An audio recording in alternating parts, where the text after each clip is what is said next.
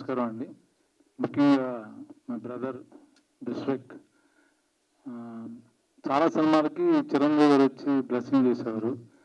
But చిన్న సినిమాకి దేవుడు బిశ్వక్. ఎందుకంటే నేను 2 days ముందు అడిగాను దాన్ని ఫోన్ చేసి, ఎప్పుడు చెప్పు బ్రదర్ వస్తాను అని అన్నారు.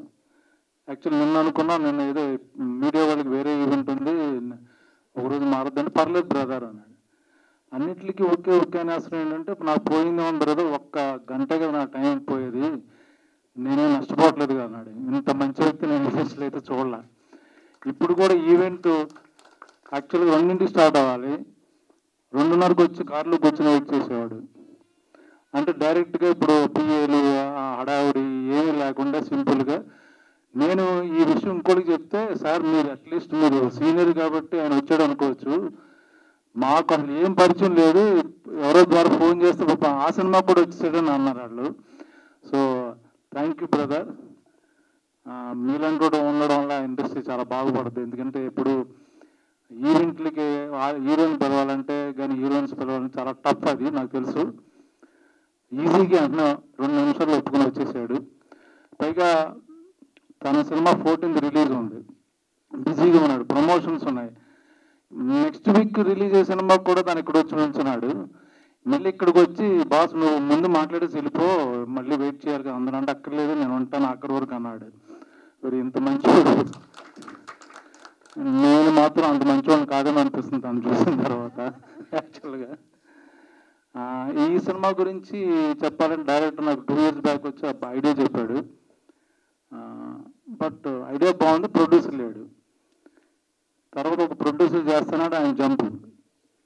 తర్వాత ఇంకోసారి మళ్ళీ లక్కీగా మంచి టేస్ట్ ఉన్నాయని ఐటీలో జాబ్ చేస్తున్న రాజిరెడ్డి గారికి చెప్పడం జరిగింది. బట్ బడ్జెట్ చూస్తే లేదు, బడ్జెట్ అంతా నా రెమ్యునరేషన్ అయిపోయేటట్టు ఉంది.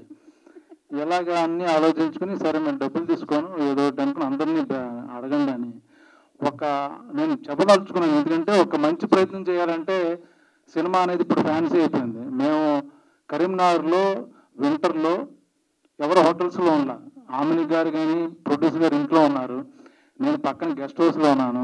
ఈ సినిమా క్యారవాన్లు వాళ్ళ, ఇప్పుడు క్యారవాన్ లేకపోతే చిన్న ఆర్టిస్ట్ కూడా అసలు ఎక్కడ ఉండేటట్లేడు. బట్ ఎవరు క్యారవాన్లు వాళ్ళ, కారులోనే బట్టలు మార్చిన వాళ్ళ, మా ఇల్లు చూపించారు అక్కడే, అన్నీ అక్కడే పడుకున్నాం, అక్కడే లేచేవాళ్ళం.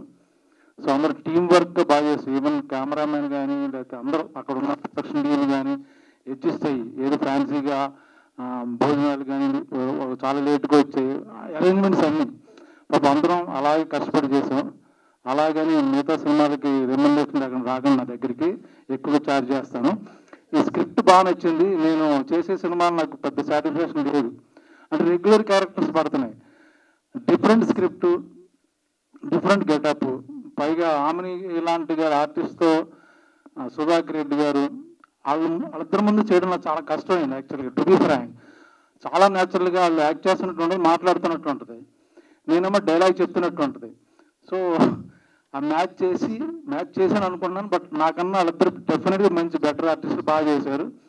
అలాగే మిగతా వాళ్ళు అందరూ చాలా బాగా చేశారు ఇందులో. సో మంచి ప్రయత్నం, మంచి కథ, డిఫరెంట్ కథ, మీరు నచ్చితే చూడండి. మంచి సినిమా ఆదరిస్తారు. ఎప్పుడు లాస్ట్ టైం ఇప్పుడు బలగం ఆడింది తెలంగాణ బ్యాక్డ్రాప్లో. సో ఈ షూటింగ్ అంతా కరీంనగర్లో చేసాం. సో అందరికీ వచ్చిన వాళ్ళందరికీ థ్యాంక్ యూ వెరీ మచ్.